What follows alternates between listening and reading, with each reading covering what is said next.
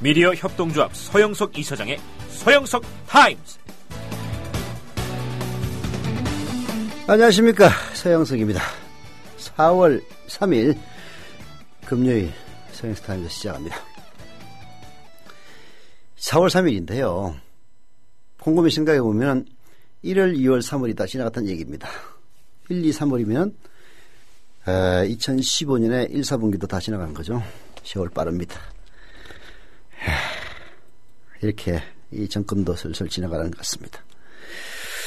자, 진중권 씨가 트위터에서 한 말이 그야말로 지금의 현실을 그대로 얘기하는 게 아닌가 하는 그런 생각이 듭니다.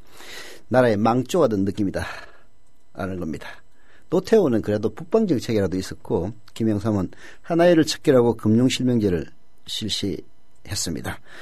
DJ 김대중 대통령은 IMF 극복하고 벤처산업을 양성했고요. 노무현 대통령은 자타가 공인하는 인터넷 대통령으로서 그야말로 우리 사회에 썩어 빠진 근위를 없애는데 큰 역할을 하신 분입니다. 그런데 이명박근혜 지난 7년, 8년을 회고해보면 이명박은 삽들고 산업화 사이로 뒤돌아 달려갔고, 박근혜는 이제 우리 사회의 상부 구조마저 유신으로 퇴행시키고 있습니다. 사회에 빨간불이 들어온 것만은 분명한데 헤쳐나갈 길이 보이지 않는다는 겁니다.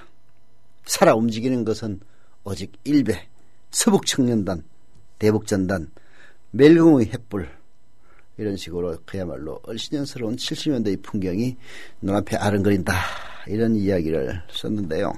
참 동감이 갑니다. 어떻게 된 셈인지 2015년 21세기가 시작된 지도 벌써 꽤 시간이 흘렀는데 1970년대 유신의 시절로 퇴행하고 있는 것인지 안타깝게 이를 데가 없습니다. 대통령이라는 여자분은 그저 간다는 게 만델라 장례식에는 안 가고 리칸주 같은 독재자 장례식이나 가고, 더불어서 어제 뉴스케이 뉴스리뷰에서 소개해드린 기사인데요. 새누리당의 어처구니 없는 행보가 그야말로 화제가 되고 있더라고요. 인천 서구 강화을 이번 4월 29일 날 재보궐선거 치릅니다.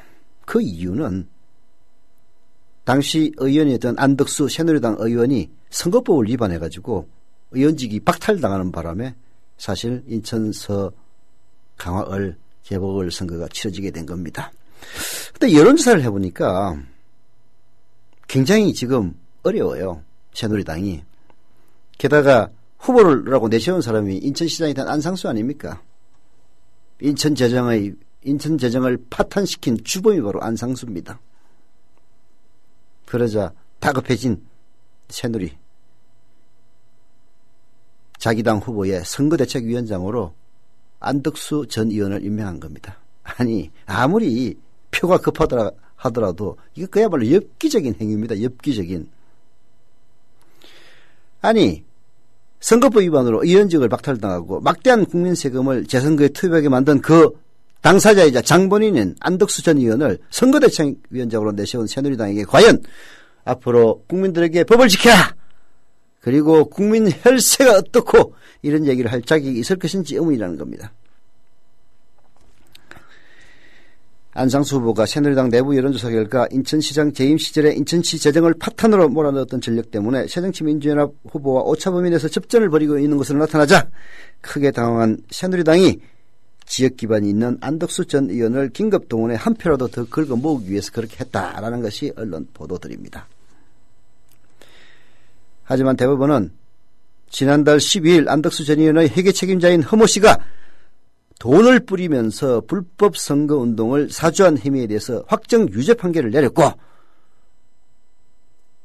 선거 회계 책임자가 유죄 판결을 받으면은 그 의원도 의원직을 박탈당합니다. 그래서 재선거가 치러지게 됐던 겁니다. 아이고, 참 엽기적인 새누리당입니다. 그 엽기 김무성이도 한술 더 떴죠. 이게 지금 내보니까 이번 재보선이 결코 새누리당이 불리하지 않은 것 같은데 바닥 민심은 이미 새누리당에서 등을 돌리는 것 같아요. 겉으로 보이는 종편이나 MBC, KBS 보도만 보면은 새누리당 잘하고 있구나 이렇게 생각하는데 정작 새누리당은 비상이 걸렸다 하면서 온갖 군데에서 해프닝을 벌이고 있으니까 말입니다. 관악을에 가가지고 김무성이가 관악을 특별법을 만들겠다라고 공약을 했습니다. 아니 거기 오신환인가 하는 새누리당 후보가 나왔을 겁니다. 야권 후보 이미 분열돼 있어요. 정동영이 나온다면서요.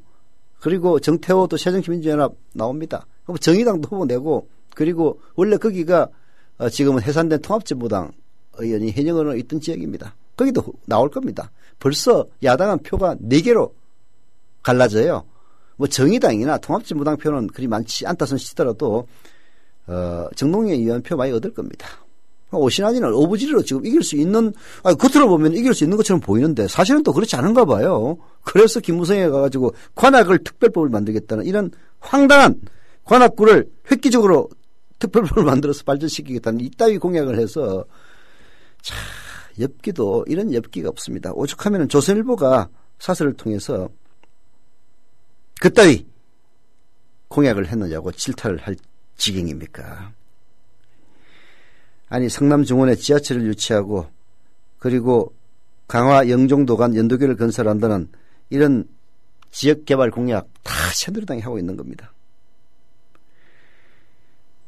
공천자 이름을 오신환 특별법을 만들어가지고 관악을 갖다가 획기적으로 발전시키겠다는 이따위 얘기는 하고 정말 새누리당 엽기 정도를 넘어서고 있습니다. 지난 총선 때인가요? 김무성 대표도 그랬습니다. 전부 어디 저기 강화문이나 이런 데 의원들 연달아 가면서 나와가지고 제발 저희들 좀 살려주세요. 이번에 이기게 해주면은 완전히 반성해서 국민들을 위해서 일하겠습니다. 이따위 1인 시위를 한 과거도 있습니다. 국민들이 과연 언제까지 쏘을 것인지 저도 한번 눈 부릅뜨고 지켜보겠습니다. 자, 광고 듣고 소형타임즈 본격적으로 시작하겠습니다. 주 기자님, 지난 주말에 콘도 다녀왔는데 진짜 좋았대. 주 기자님은 콘도 회원권도 갖고 있나 봐요? 부럽다. 이번에 회원권 114 거래소에 의뢰해서 싸게 구입했다는데? 콘도 회원권은 비싸지 않아요? 회원권인데? 근데 이 콘도 회원권이라고 다 비싼 게 아닌가 봐. 회원권 114에 알아보니까 종류도 많고 다양한 상품들 엄청 많던데? 그러면 우리도 봄 여행 한번 알아볼까요? 콘도는 회원권 114에서 구입하고요. 02-544-6114번 02-544-6114번 회원권 114는 인터넷과 모바일 앱에서도 검색할 수 있습니다. 콘도 회원권 거래는 회원권 114 02-544-6114번으로 바로 전화해보세요. 지상철 조합원 신청 광고입니다. 강화대교 앞에서 개념 부부가 만드는 개념 곰탕 연지연 곰탕. 연지연이란 가마솥의 장작불로 온종일 구워내는 곰탕을 서로 나누어 이어지는 인연이란 뜻입니다. 연지연 곰탕이 민주주의를 열망하는 조합원 여러분과 국민의 건강을 책임지겠습니다. 곰탕 포장 판매는 한 팩 800g에 7,000원이며 7팩 이상은 무료 배송으로 드립니다. 연지연 곰탕은 강화대교 입구에 위치해 있습니다. 단체 주문 예약 및 포장 주문 전화번호는 010-7252-1114, 010-7252-1114, 031-989-9968. 조합원 단체 예약은 10% 할인해드립니다.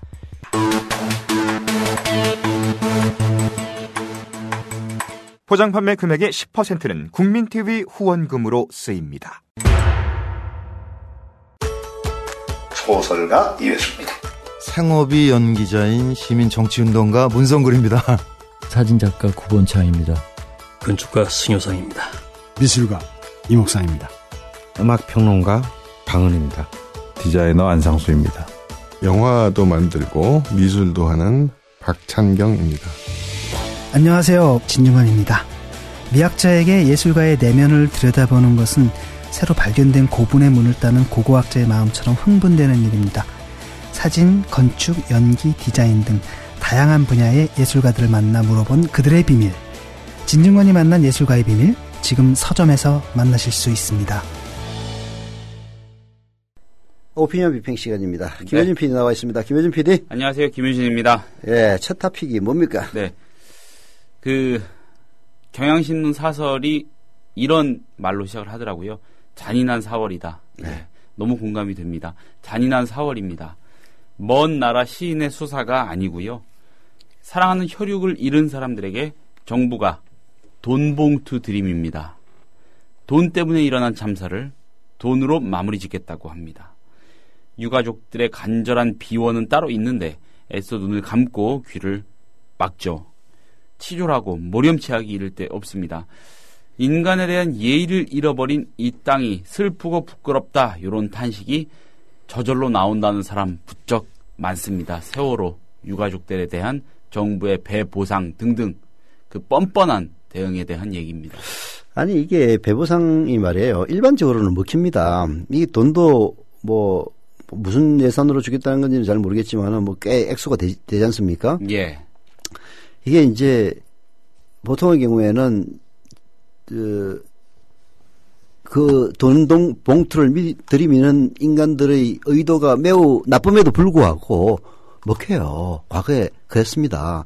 예를 들어서 이 세월호 참사하고 수평적으로 비교는 어렵겠지만은 예를 들어서 재개발을 할 때 사람들 끝까지 버티는 사람들 있으면은 쫓아낼 때 마지막으로 돈으로 쇼부 보거든요. 예. 그러면은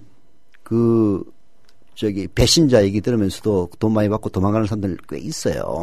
보통은 먹히는 전략이기 때문에 아마 정부에서 니들은 별 수 있냐 이렇게 내밀었을 겁니다. 진짜 나쁜 놈들이죠, 한마디로. 그러니까 억소리 나게 하려고 기본적인 사망보험금까지 합치고 어쩌고저쩌고 하면 얼마가 된다 이러면서. 근데 예. 나는 이게 종편이 다 망쳐놨다고 봐요.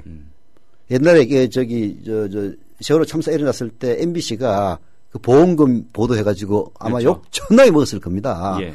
그것처럼 종편들이 이제 자기들은 나름대로 박근혜 실드 치주려고 하는 거겠지. 그래가지고 돈 엄청나게 준다 이런 식으로 보도를 해가지고 오히려 지금 역풍이 부는 것 같아요. 이게 사실은 몇 억씩 갖다 뿌려버리면은 사실 묻힐 수도 있는 사람이라는 게 그런 겁니다. 세월호 참사 유가족들을 비하하자는 건 아니고요. 보통의 경우에는. 근데 이번에는 안 먹히고 있어요. 오히려 역풍이 불고 있습니다. 어떻게 보면은 그 유가족들의 그 외침이나 네. 그 슬픔의 깊이가 얼마나 깊고 진정성 있는 것이었는지를 반증하는. 그렇죠. 거꾸로 오히려 이게 정부가 돈으로 그냥 이게 세월호 참사 1년이 지금 다 돼 가는데도 예. 전혀 해결책은 나오지 않고 있고 예. 아이들이 왜 죽었는지 지금 이유도 모르는 상태 아닙니까? 이런 상태에서 돈으로 처발라서 어떻게든 해결해 보려고 했던 것이 과거 개발 독재 시대 때의 전형적인 수법들이거든요. 그게 먹힐 거라고 생각하고 게다가 총편들마다 일제히 들고 그래서 돈 하는 것이 오히려 역풍을 일으켜가지고 저는 저녁에 어디서 운동하다가 사실 요즘 동네 싸구려 헬스클럽에는 전부 영감들밖에 없습니다. 젊은 사람들은 잘 안 와요. 바쁘게 나가니와 좀 시설 좋은 데로 가지. 그래서 거기서 어떤 사람들이 얘기하는 걸 지나가면서 얼핏 들었는데 그 돈 얘기 진짜 듣기 거북하더라. 그런 얘기를 하는 걸 보고 깜짝 놀랐어요. 어르신들이요? 네.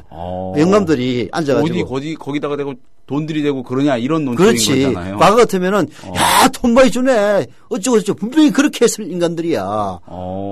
그래서 이게 니들이 그런 식으로 개지랄을 뜨니까 될 것도 안 되지 않은 생각이 들더라고요.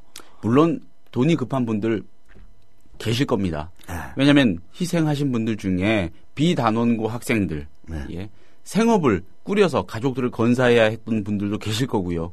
시급한 분들도 계시겠지만은 그렇게 따지면 오히려 또 그게 적정한지도 차후에 더 따져봐야 될 것이고요. 아무튼 그렇습니다. 그 말씀해 주신 에피소드는 정말 놀랍네요. 예. 자, 경향 사설입니다. 세월호 문제를 돈으로 물타기 하겠다니 세월호 참사 1주기를 보름 앞두고 정부가 희생자들에 대한 배상, 보상 기준을 전격적으로 발표했습니다. 전격적이라는 말은 갑자기 발표했다는 뜻이죠. 그렇죠. 유가족이 바라는 선체 인양과 진상 규명에 대해서는 이런 반구도 없었습니다. 더욱 기막힌 건 배 보상금 총액을 제시하면서 이례적으로 여행자 보험 지급액까지 포함시킨 겁니다. 참 나쁜 놈들이야, 돈을 진짜. 부풀리려고요. 이 해수부에서 한 거 아니야? 그러겠죠, 기본적으로. 네. 예. 어떻게든 액수를 부풀리려는 의도가 비치는 정도가 아니고 경향신문은 비친다고 했는데 뭐 그냥 대놓고 드러납니다. 네. 정부의 행태는 어쩌면 놀랄 일이 아닐 수도 있습니다. 정부는요, 지난 1년 동안 이번과 유사한 행태를 지치지도 않고 되풀이해왔습니다. 세월호 가족과 돈 문제를 연계시켜서 사안의 본질을 희석하고요, 시민의 시선을 지역 말단으로 돌리려는 시도 말입니다. 유족을 선량한 일반 국민으로부터 고립시키려는 타자와 전략의 다름 아니겠죠.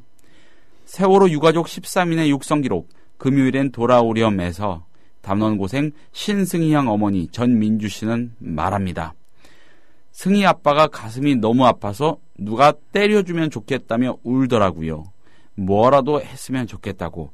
가슴이 짓눌려서 죽을 것 같다고. 억만금을 준다 한들 이들의 슬픔이 달래지겠습니까? 고통이 가라앉겠습니까? 혈육의 목숨과 돈을 맞바꿀 사람은 이 세상에 없는데 자꾸 맞바꾸자고, 이제 그만하자고 정부가 그러고 있는 겁니다. 이게 이제 유식한 말로 타자와 전략입니다. 예.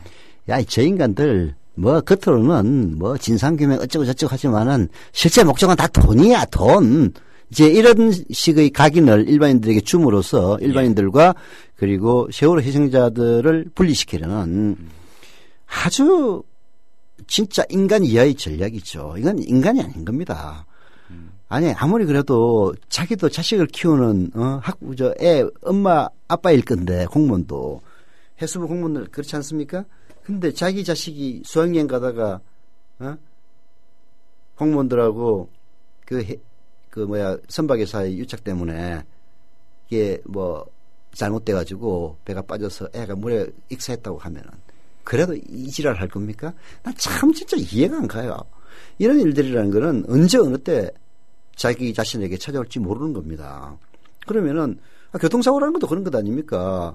무작위로 일어나는 것이기 때문에 언제 어느 때 올지 모르기 때문에 교통법규를 지키고 그렇죠. 가드레일을 만들고 하는 거란 말이에요. 그걸 지금 하자고 하는 거거든. 세월호 유족들은. 우리 아이들이 왜 죽었는지 정확한 이유를 알아서 다 앞으로 그런 일이 벌어지지 않도록 하자. 앞으로 벌어지지 않도록 하자는 것은 일반 시민들을 위해서 하는 거고, 진상을 밝히자는 것은 자기들의 한을 풀겠다는 얘기 아닙니까? 그걸 근데 정부가 끝까지 막는 이유, 해수부가 막는 거는 이해가 가요. 왜냐하면 해수부가 틀림없이 거기는 커넥션이 돼 있을 거거든. 자기 죄상이 드러나는 것, 이런 것들을 두려워해가지고 어떻게든 돈으로 처벌하려고 하고, 그리고 해수부 공무원들을 세월호 특별조사위에 파견시켜가지고 감시하려고 하고, 공무원들이 그렇다면은 국민에 의해서 뽑힌 대통령이나 정치인들은 그렇게 못하도록 막아야 될 거 아니에요. 근데 오히려 한술 더 뜨고 있어. 도대체 그 공무원들하고 새누리당하고 청와대는 무슨 관계 있는 건지 모르겠어.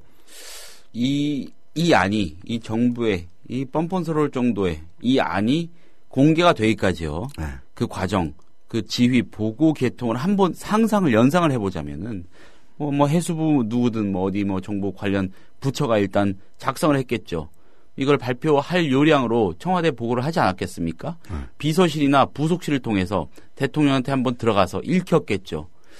이렇게 해서 다시 그 똑같은 루트로 해가지고 내려와서 승인이 떨어져서 보도자료도 만들고 배포를 한 거 아니겠습니까? 그 과정에서요. 지금은 좀 아닙니다. 최소한. 지금은 좀 아닌 것 같습니다. 라는 말이라도 한마디라도 해준 사람이 한 명도 없었던 걸까요? 정말 한 명도? 그러니까. 그 지휘 계통을 다 거치는 동안. 아니, 박근혜가 집권해가지고, 했던 유일한 일이 내 앞에서 발언을 하면은 그 자리에서 모가지다라는 거 보여주는 것밖에 없었어요. 최동욱이가 그 1번 타자였고, 진영인가 그 보건복지부 장관, 그 양반도 그렇고, 그리고 또 문화관광체육부 장관했던 그 양반. 유진용. 유진용. 예. 이런 식으로, 야, 내 말 안 들으면 니들 다 되죠, 이 인간들아. 이거 보여주는 과정이었거든요. 그러니까 아무도 얘기 안 하지. 속으로 그럴 거야. 야, 지금 네가 죽지 내가 죽냐? 그랬을 겁니다. 그러니까 박근혜 대통령의 통치 스타일이 굉장히 권위적이고 그 참모들이 앞에 가서 옳은 소리도 못하고 한다는 그런 소통, 뭐 불통 이런 지적이 너무 많이 나와가지고 사실 감이 잘 없었는데 바로 이런 거예요. 상상해보자면은 바로 이런 일로 구현될 수 있는 거네요. 그렇죠? 저기 내시들 문고리 권력이 기승을 부리는 건 역사적으로 딱 2개밖에 없습니다. 그게 너무 지를 맞아서 말도 못 보시는 슈퍼 독재자인 왕일 때 문고리 권력이 기승을 부리고요. 또 하나는 바보 병신이 왕일 때 문고리 권력이 기승을 부리는 겁니다. 바보 병신이 왕일 때가 바로 진시황 아들의 호해 때예요. 그때 조고가 지랄 병을 치지 않았습니까? 거기 십상시도 거기서 나왔잖아요. 미록지마. 그러니까 딱 두 경우밖에 없어요. 병신이든가 슈퍼 독재자든가. 불행하게도 박근혜 대통령은 두 면모를 다 갖고 있는 것 같아요. 정말 여러 가지를 생각하게 하는데 글쎄 모르겠습니다. 이분들이 어제 삭발하고요. 네. 어머님들까지 삭발하고요. 예, 비도 오는 어제 저녁에까지 그렇게 거리에서 그러고 있는데 과연 이 사람들은 그 장면을 보면서 무슨 생각을 했을지 정말 궁금합니다. 난 거기서 지랄 연명을 뜨는 그런 할배들 보면서 야, 가서 진짜 싸대기를 올리면서 한번 얘기하고 싶어. 나도 이제 뭐 60영갑이니까 싸대기 올린다고 해서 젊은 놈이라는 얘기는 안 하겠지. 야, 이 새끼야. 네 손자가 그렇게 해서 물에 빠져 죽었으면은 그 지랄 하겠냐? 이 병신 같은 새끼들아. 이 얘기 하고 싶어요. 자, 그분들이 이 방송을 들으실 리는 없을 것 같아서. 아니, 들으나 마나 주어 없습니다. 예. 예.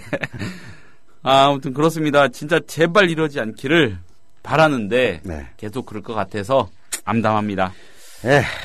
이게 뭐 진짜 가슴 아프죠. 가슴 아파서 네. 사람을 과격하게 만듭니다. 다음 토픽으로 넘어갑시다. 네. 자, 오늘 한국일보 에세이 코너 지평선에 실린 글을 그냥 통째로 한번 가져와 봤습니다. 네.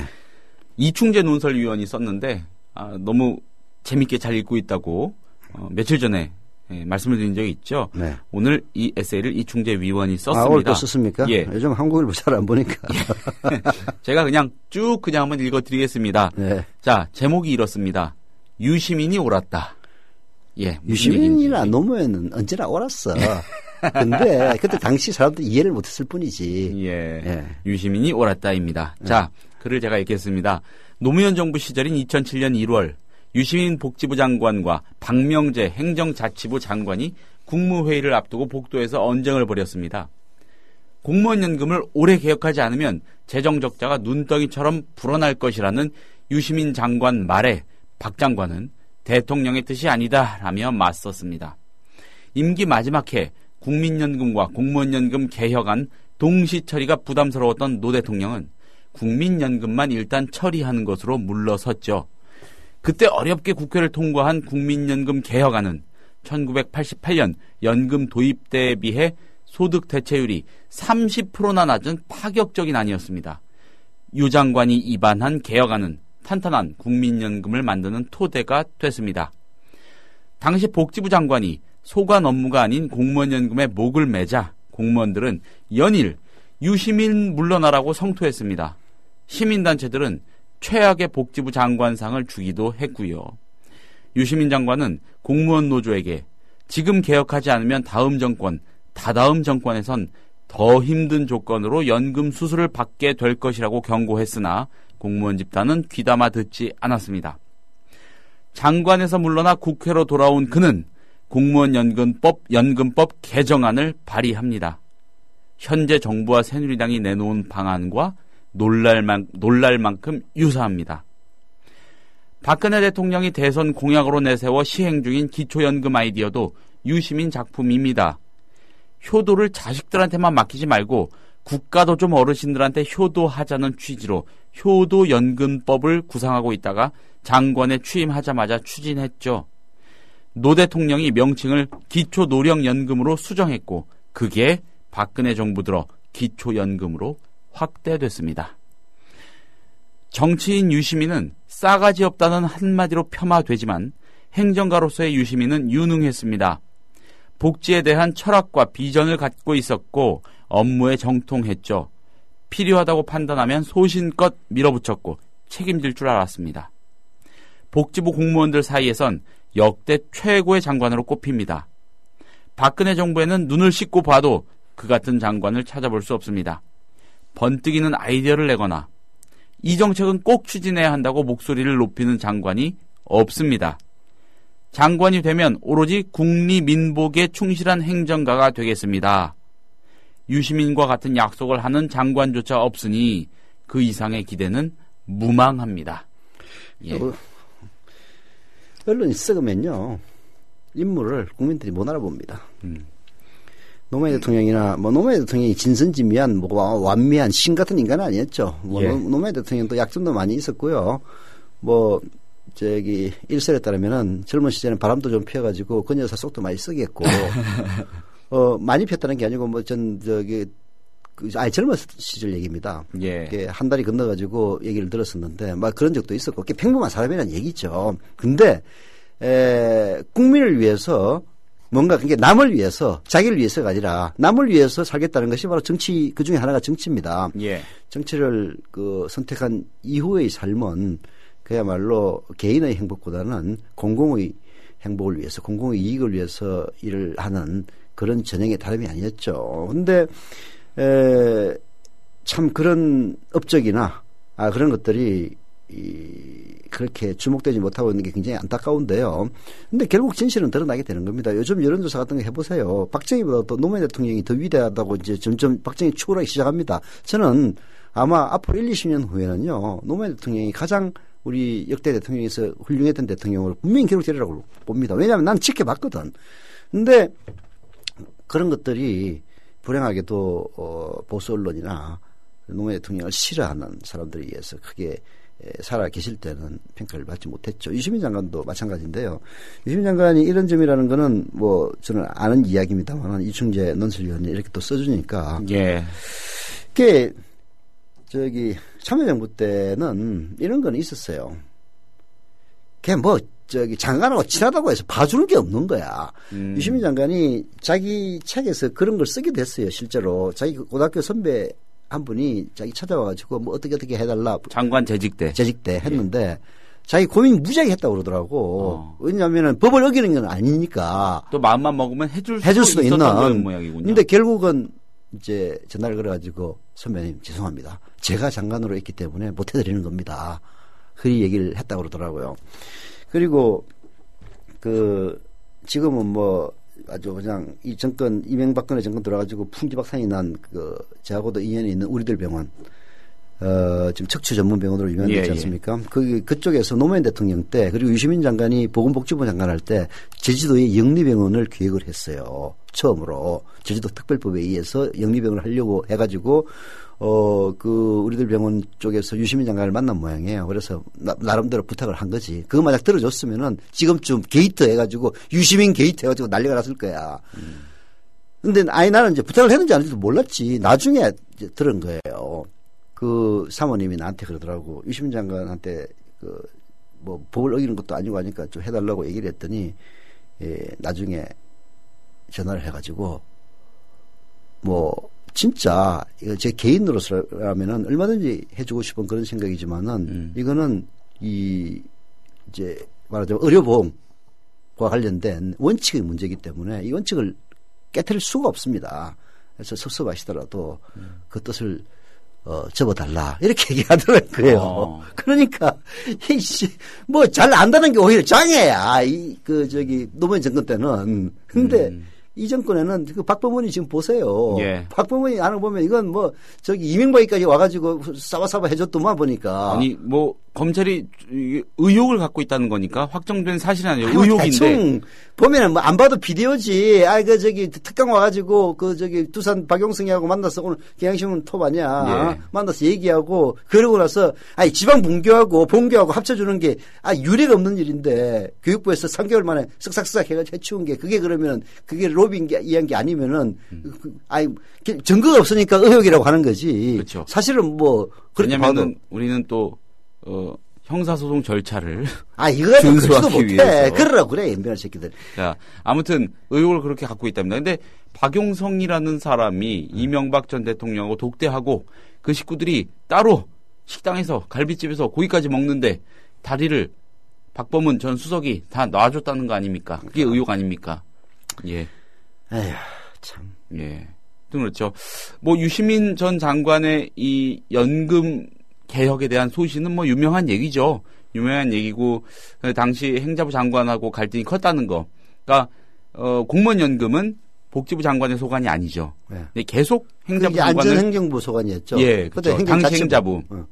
김두관 전 지사가 장관했던 그 부. 박맹재 장관도 그때 그 양반도 대변인도 하고 해가지고 총무처 대변인 했었나? 그래가지고 좀 한 달이 건너면 잘 아는 사이지. 근데 뭐 월권 논란이 많이 있었습니다. 근데 이런 에피소드도 있었는 줄은 저는 몰랐네요. 예. 그게 이제 그때 유시민 장관한테 얼핏 얘기 듣긴 들었지. 그 국민연금 할 때. 네. 그 공무원연금까지 패키지로 처리하려고 그러는데 행자부에서 반대해가지고 이건 너무 공무원 저항이 크기 때문에 선거에도 뭐 어쩌고저쩌고 그랬다. 그래서 야, 씨, 내가 아니 이길 선거를 가지고 선거운을 해야지. 기왕 선거 질 건데 그런 거라도 고치고 나가는데 그랬던가 그 비슷한 기억이 나요. 아, 유 장관에게요. 네. 아무튼 이런 게 있으면 이 일전에 한번 제가 간단히 언급을 했습니다만은 유시민 전 장관의 이 공무원 연금 개혁에 대한 소신은 굉장히 강하죠. 몇 달 됐을 겁니다. 팟캐스트에 나와가지고 이런 얘기 하더라고요. 뭐 리바이벌이 될 수도 있는데, 그러니까 공무원 집단이 얘기하는 게 이런 거라는 거죠. 연금 받을 때가 되면은 이제 아이들 대학 가거나 자녀들 결혼시키거나 이런 목돈이 펑펑 들어갈 그런 것들이 막 다가온다. 그런 상황에서 이 정도도 보전해주지 못하면 정말 힘들다는 얘기를 한다는 거예요. 그러면 거기에 대해서 유 전 장관은 그렇게 얘기를 하더라고요. 아니, 애들 장가 보내고 그럴 때 부모가 그거 다 대주고 그게 뒷바라지하고 그게 맞는 거냐? 올바른 문화냐? 그런 잘못된 관행을 바탕으로 그런 주장을 하면 어떡하냐? 네. 공공적인 문제에서 라는 것이죠. 뭐 그런 얘기까지 할 정도로 소신이 굉장히 확고했고. 이 새누리당 이 꼴보기 싫은 인간들은 그때 얼마나 유시민 욕을 해댔어요. 그렇죠. 그래가지고 나중에 만든 유시민하고 똑같다는 거는 참 진짜 뻔뻔스럽고 후한무치하고 그게 대한민국의 기득권 이게 좀 방귀깨라 낀다는 인간들이 다 그런 거예요. 한마디로. 이 나라가 내가 그래서 큰 희망이 없어 보여. 아까 진중권이 한 얘기 내가 얼핏 소개도 해드렸습니다만은 망조가 들렸다 뭐. 나라의 망조가 든 것 같아. 이런 중요한 시기에 박근혜가 대통령이 됐다는 건 나라 망조가 든 게 아니면 있을 수가 있는 일인가? 아마 그렇게 쓰면 또 누가 고소할까 봐서 진중권은 그렇게 얘기 못한 것 같은데 이런 때 하필이면 이명박근혜가 10년을 집권한다는 게 진짜 국군의 불행인 것 같습니다. 갑자기 또 생각이 드는데요. 유시민 전 장관은 진짜로 욕 많이 먹은 사람이었죠. 진짜 미운털이 많이 박혔었어요. 어쨌든 그 실제 실력이나 이런 거하고 상관없이 아무튼. 이게 소신을 가지고 네. 이게 노무현 정권을 포퓰리즘 지랄을 하고 있는데 사실 그 유시민 전 장관이 했던 걸 보면 포퓰리즘하고 완전 정반대입니다. 한나라당이나 새누리당이야말로 포퓰리즘의 전형이에요. 전형. 표된다고 하면 봐요. 관악을 특별법 만들겠다고 난리를 부르스를 뜨고 중원 분당 가가지고는 거기서 지금 그쪽으로 전철을 어떻게 내나. 미친놈들도 아니고 전철을 내겠다는 이따위 얘기를 하고 다니는 게 이게 포퓰리즘 아닙니까? 예. 표된다고 경제민주화 복지한다고 그랬다가 당선되고 나니까 퇴가닥 돌리는 이런 인간들이 포퓰리즘이지. 앞으로 그 인간들한테 야당 보고 포퓰리즘 펀자라도 꺼내면은 진짜 확 그냥 주둥이를 재봉틀을 그냥 꼬여버리던 게 해야 돼. 예전에 취재하면서 알게 된 서초동에서 영업하는 어떤 변호사가 있었는데 자기는 뭐 변호사로서 정치적으로 출세할 욕심이 하나도 없다는 거예요. 네. 그러면서 만나가지고 기자들하고 술 먹고 자리하고 뭐 저녁 먹고 이럴 때마다 얼마나 정치인들을 신랄하게 욕을 하든지 그중에 이 양반이 욕하기 진짜 좋아하던 사람이 유시민 전 장관이었어요. 그러면서 이런 얘기를 한번 하더라고요. 노무현 전 대통령 서거하고 봉하마을에서 장례 조문이 이어지지 않았습니까? 뭐 사실상 상주 역할을 하면서 앞에서 뭐 사람들 안내도 하고 무슨 일이 일어나면은 유시민 전 장관이 이렇게 뭐 교통 정리도 하고 그런 역할을 했어요. 그때 막 눈물을 흘리면서도 어떻게든 분란을 막아보려고 하는 그런 모습이 카메라에 많이 잡혔는데 자기는 그 모습이 그렇게 가증스럽고 위선적일 수 없다는 거예요. 그러면서 이러더라고요. 내가 보기에 유시민 그 사람은 노무현 전 대통령을 진짜로 좋아한 사람도 아닌 것 같아. 예. 왜냐면은 제가 왜 굳이 얘기를 꺼내냐면 그때 그랬던 변호사가 지금 변호사 집단에서 얼굴이 많이 드러나는 어디로 출세 길을 가고 있더라고요. 제가 나중에 한번 뵙게 되면은 여쭤보겠습니다. 예. 아니 원래 간신배 소인배들이 정상적인 사람을 시기하고 질투하는 게 원래 인간 집단의 뭐 기본적인 원리이긴 합니다. 네. 아니 뭐 역사에서 충신이나 현신보다도 간신들이 훨씬 더 많잖아요. 그런 거지 뭐. 그런 간신배가 뭐 잠깐 득세한다고 해서 간신되지 마십시오. 네. 자, 다음 토픽으로 넘어가 보겠습니다. 네. KTX 승무원 시절 지속적인 성희롱과 욕설. 이야, 정말 얼마나 힘들었을지. 폭행. 이런 거에 시달리다가 우울증을 앓게 된 여성이 근로복지공단으로부터 산업재해 판정을 받아냈습니다. 네. 승객에 의한 반복적 스트레스가 우울증을 유발했다고 판단을 한 것입니다. 우울증에 걸린 감정 노동자가 회사를 상대로 낸 손해배상 청구 소송에서 승소한 적은 있지만 산재 판정을 받은 것은 이번이 처음이라고 합니다. 업무상 이유로 정신 건강을 잃은 수많은 감정 노동자들이 보상과 요양을 제공받을 수 있는 법적 근거가 마련이 된 겁니다. 향후 유사한 산재 신청이 잇따를 것으로 전망이 되고요.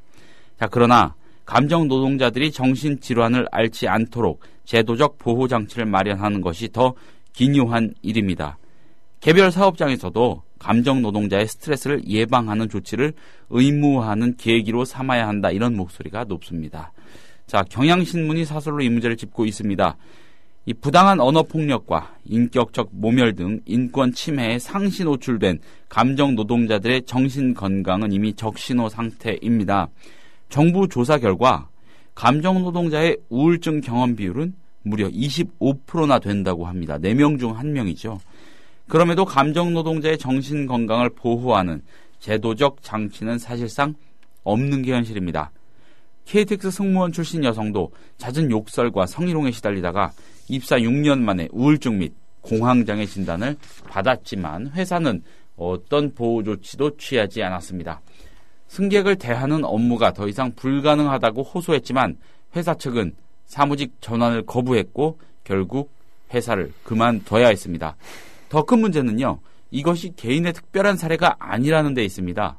자, 실제로 원진 녹색병원이 지난해 KTX 여승무원 168명을 조사해 봤더니 3명 중 1명이 죽고 싶다고 느낄 만큼 우울증 수준이 심각했다고 합니다. 통계청에 따르면 전체 취업자의 절반 가까이가 감정노동에 종사하고 있다고 하는데 여성의 경우에는 그중 68%가 감정노동 종사자입니다. 이들이 인간적 자존감을 되찾도록 하는 것은 사회의 품격이 걸린 문제이기도 하겠죠. 소비자의 권리를 강조하면서 감정노동자의 인권에 무관심한 사회의 인식 전환도 중요해 보입니다. 예. 사회 풍조가 문제가 있는 거죠. 그냥 자기 새끼 어떻게든 잘되게 키운다고 온 것 가위로 쳐바르고 남에 대해서는 일체 배려도 하지 않고 이런 식으로 그런 인간들이 출세한다고 믿고 있고 이러니 말하자면 접객 손님을 대하는 그런 업무에 종사하는 사람들에 대해서 전부 다 대한민국은 5천만이 다 왕인 나라 아닙니까? 그냥 이런 문제가 생기는 거죠. 그런데 KTX는 저도 참 많이 타는데요. 예. 대부분 뭐 잠만 자서 그런 건지 그 승무원들에게 뭐 희롱을 한다든지 그런 거는 한 번도 보지 못했는데 그런 진상 승객들이 꽤 있는 모양이죠. 아, 많이 있나 봐요. 그러니까 뭐 희롱당하고 막말 듣고 뭐 좀 너 뭐 좀 이쁘다 이래가면서 오늘 아침에 조간신문들 좀 구체적으로 사례가 나온 걸 보니까 참 나랑 놀래 뭐 이런 경우가 비일비재하다고 합니다. 아니 내가 타는 데는 내가 무서워서 그런다 왜 찍소리 안 하고 가만히 있지? 그러니까 모르겠습니다. 이 사람들이 이 KTX 여승무원들이 느낄 좌절감이라는 거는 지금 너무도 오랜 시간 싸워온 사람들 아닙니까? 기왕에도. 아니 이제 우리나라에 서비스 업무에 종사하는 사람들이 다 비슷한 우울증을 겪습니다. 그게 특히 백화점이 대표적인 경우 아닙니까? 뭐 어떤 아주 싸가지 없는 백화점에서는 그 월급도 최고로 적게주는 백화점을 그러더만 그 뭐 앉아서는 안 된다 그래가지고 아예 의자를 다 없앴다는 것 아닙니까? 예. 미친놈들이지. 아휴 그렇게 해가지고 뭐 손님에 대해서는 아무리 화가 나더라도 뭐 예의 어쩌고 해서는 안 되고 어쩌고 저쩌고 그러니까 더 기고만장해가지고 뭐 싸대기를 때리는 그런 진상이 생기는 것 아니겠어요? 자, 아니, 그건 진짜 사회 풍조가 문제인 겁니다. 뭐 그런 진상이라는 거는 뭐 어떤 교육을 시키더라도 돌출적으로 나올 수밖에 없는 건데 이게 뭐 세 사람 중에서 한 명이 스트레스에 시달려가지고 죽고 싶다고 할 정도라면은 우리 사회 건강성에 큰 문제가 있는 거죠. 이 교육부터 바꿔야 됩니다. 건강하지 못한 거죠. 사회가 분명히 지금 그런 건데 이 통계도 굉장히 좀 놀랍습니다. 놀랍네요. 예. 놀라워. 어떻게 아니 나는 내 눈하고는 너무 달라가지고 KTX 여승무원 3명 중 1명이 죽고 싶다고 느낄 만큼 우울증, 중증이라는 거 아니겠습니까?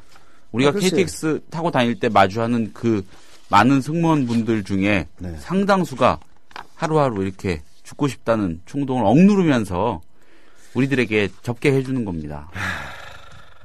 그런 감정노동은 결국은 이제 접객을 당하는 예. 사람들의 수준이 그 스트레스를 줄여주는 거거든요. 아니 뭐 무슨 대책이 있겠습니까? 손님이 그냥 진상을 떨면은 서비스업에 종사하는 사람 입장으로서는 성질대로 못하는 것 아니에요. 스트레스 받게 돼 있죠. 결국은 그런 진상이 안 나오도록 사회가 전반적으로 상대방을 배려하고 이해해주는 그런 사회로 가야 되는데 대한민국은 전혀 그렇지가 않습니다. 학교 다닐 때부터 그냥 어떻게든 밟고 일어서라.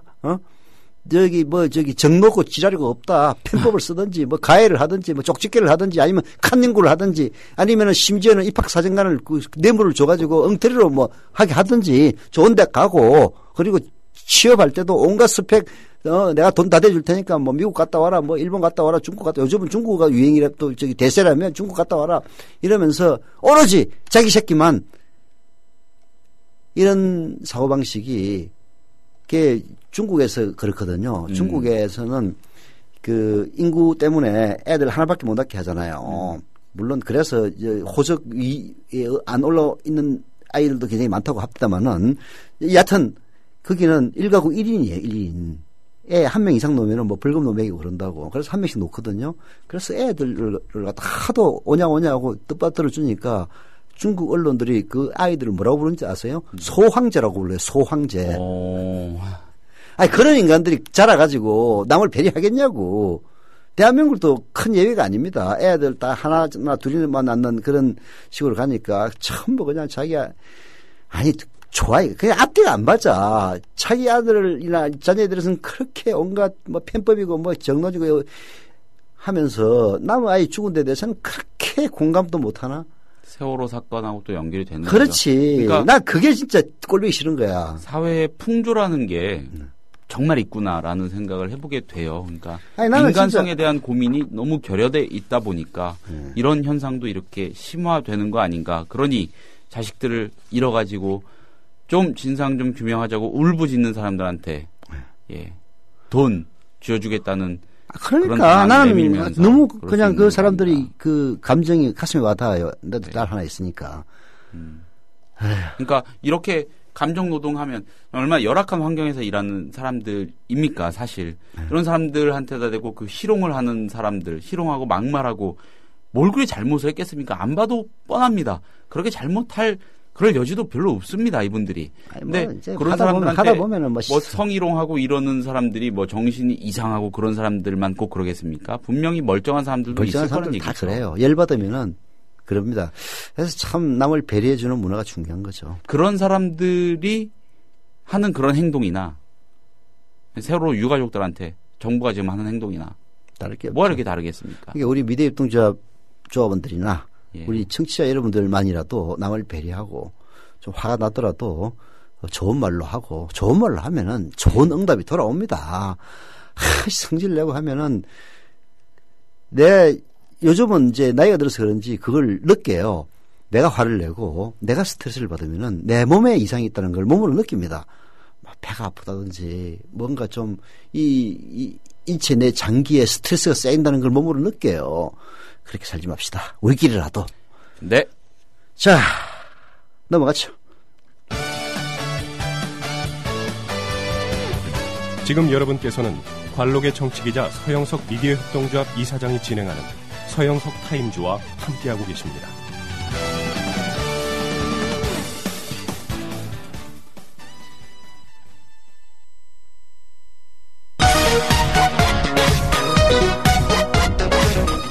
어제 오전 국회 정론관.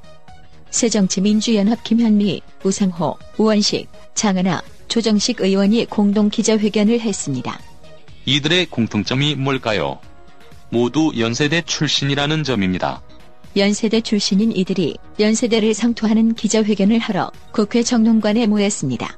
연세대 국제캠퍼스 청소노동자 탄압 및 해고 논란에 관한 얘기입니다. 우원식 의원. 모교에 대해서 비판을 하는 기자회견을 하게 돼서 참으로 유감스럽다는 말씀을 먼저 드리고요. 연세대학교 국제캠퍼스 기숙사의 청소노동자들이 2달 넘도록 천막농성을 이어가고 있습니다. 연세대학교는 근로기준에 대한 협의는 용역업체와 해야 하는데 마치 학교가 해고를 조장한 것처럼 사실을 왜곡하고 있다. 그렇게 말하며 맞서고 있습니다. 급기야 최근에는 농성 하루에 100만 원, 대자보와 구호 한 번에 50만 원짜리 방해금지 가처분 신청을 법원에 신청하였습니다. 이에 학생들까지 나서서 이것은 50만 원짜리 대자보입니다. 라는 대자보를 쓰는 등 갈등이 최고조에 이르고 있습니다.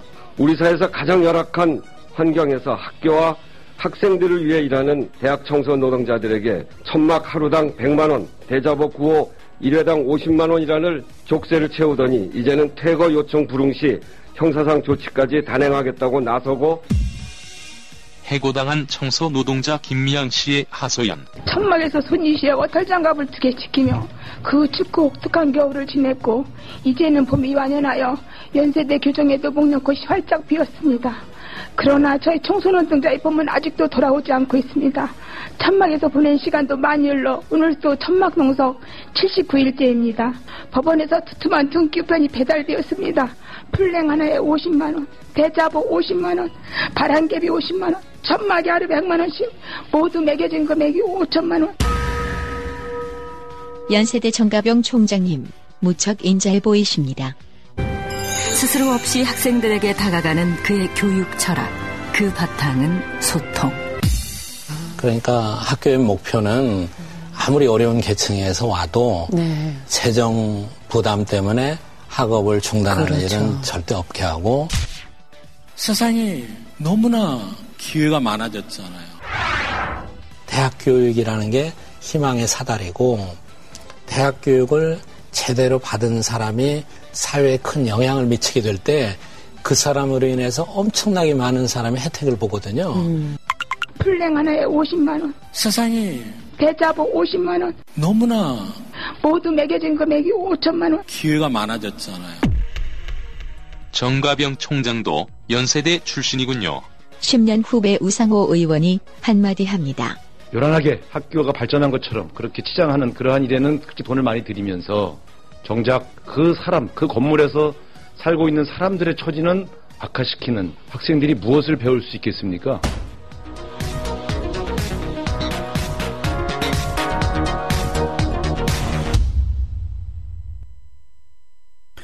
예, 김혜진 PD가 제작한 뉴스의 재구성 들어봤는데요. 연세대 이야기네요. 예, 관련 얘기를 조금 더 해보겠습니다. 네.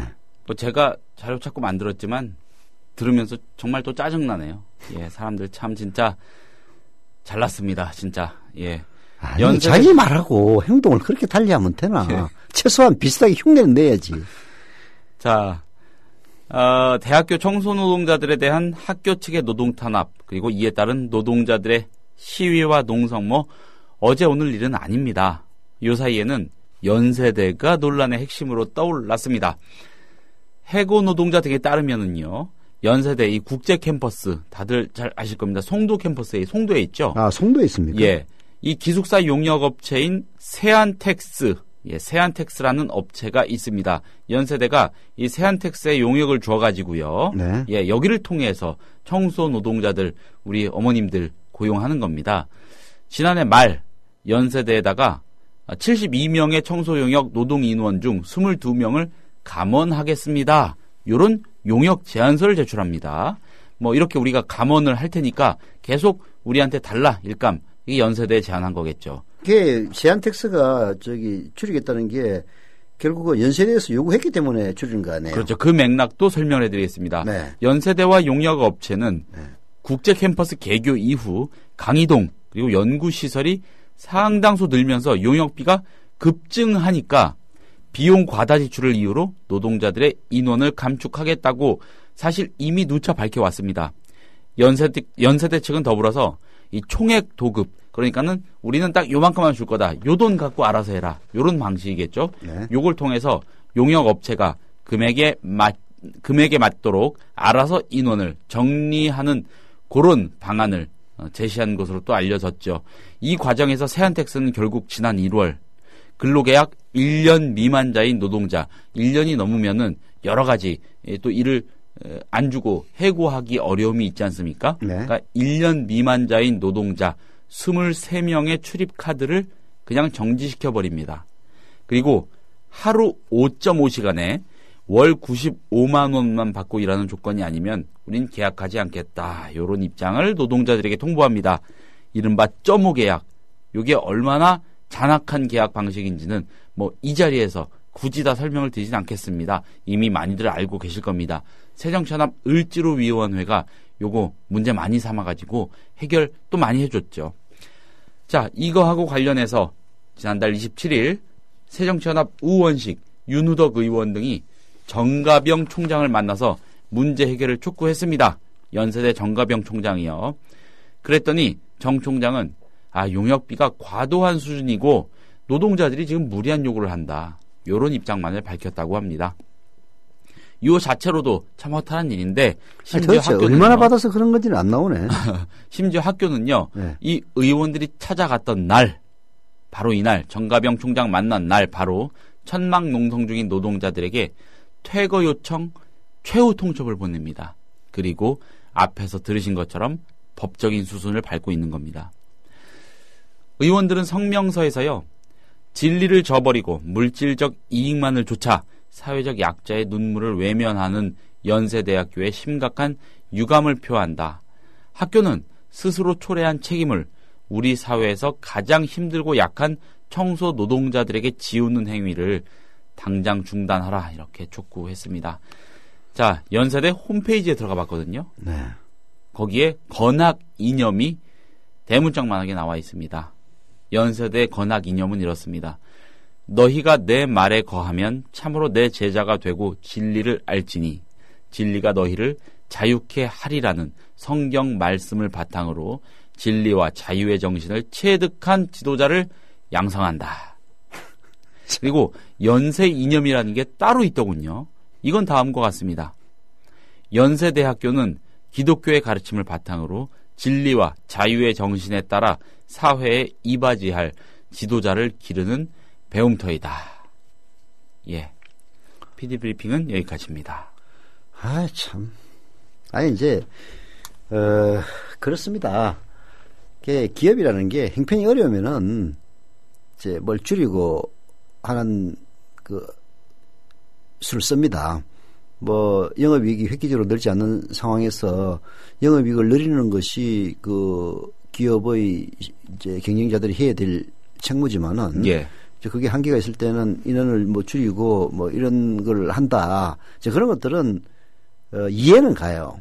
거기에서 이제 CEO가 횡령을 해가지고 실제 회사가 어려운 게 아니라 이걸 과도하게 CEO가 다 혼자 처먹기 때문에 어려워지는 경우가 생긴다든지 그런 게 하면 그건 법적 처벌까지 가능한 그런 문제긴 한데요. 여하튼 기업이 어려워져서 돈을 적게 준다 이런 것들은 이해는 가는 건데 요즘 일어나는 일들을 보면요. 농성하고 하는 것들은 어려운 기업에서는 그렇게 안 합니다.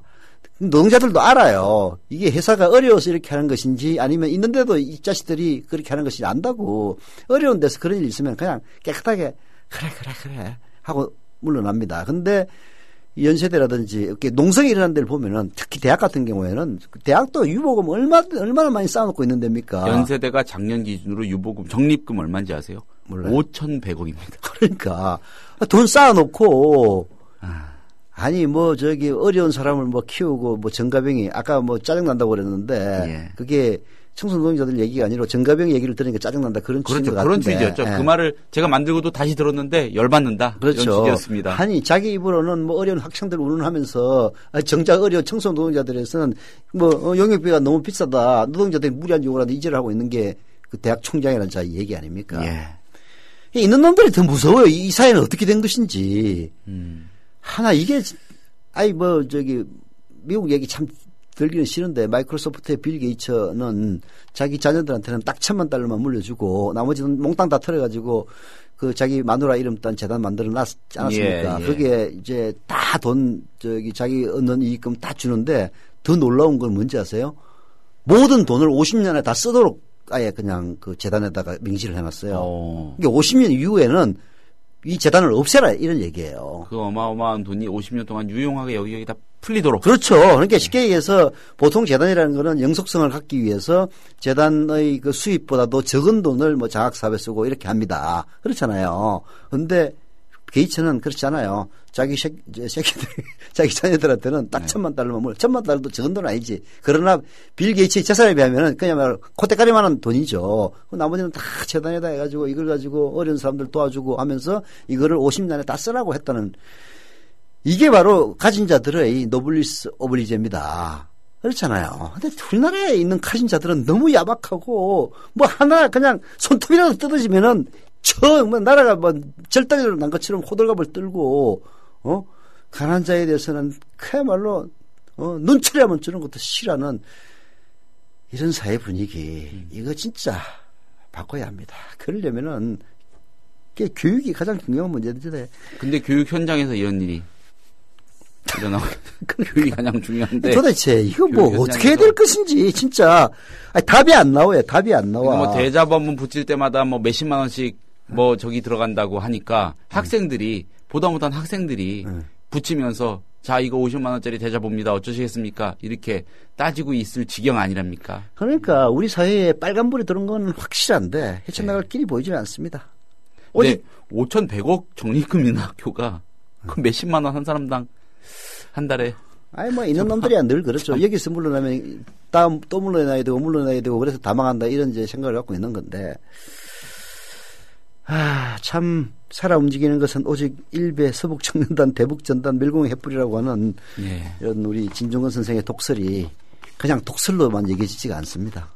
그 독설이 현실이 되고 있다는 게 참 비극적이고 그렇죠. 현실이 되고 거죠. 있는 게 아니고 이미 현실이 된 것들이죠. 예, 이미 자명한. 정가병 총장이요. 예, 좀 뭐랄까 멋있는 학교잖아요. 연세대 정말 중요한 학교고 좀 좋은 쪽으로 전향적으로 귀감이 되는 결정을 내려주시면 좋겠습니다. 그 어머님들인데 학생들 보기에 부끄럽지 않으신지. 아낄 게 따로 있지. 청소용역에서 돈 많이 나가면 얼마나 많이 나가겠어요. 예. 참, 그러니까 사고방식이 문제인 거지. 정가병 총장이 아마 7일 학번인가 그럴 겁니다. 연세대. 그리고 우상호 의원이 8일인가 8이죠. 학번이. 예. 목소리에 좀 귀를 기울이시면 좋겠습니다. 바랍니다. 네, 오늘 여기까지 하겠습니다. 고맙습니다. 국민라디오 팟캐스트 응원하는 가장 쉬운 방법 아시나요? 다운로드하기, 별점 주기, 댓글 달기, 구독하기. 국민라디오 팟캐스트 널리 알리는 가장 쉬운 방법 다운로드하기, 별점 주기, 댓글 달기, 구독하기. 기억하세요. 다운로드하기, 별점 주기, 댓글 달기, 구독하기.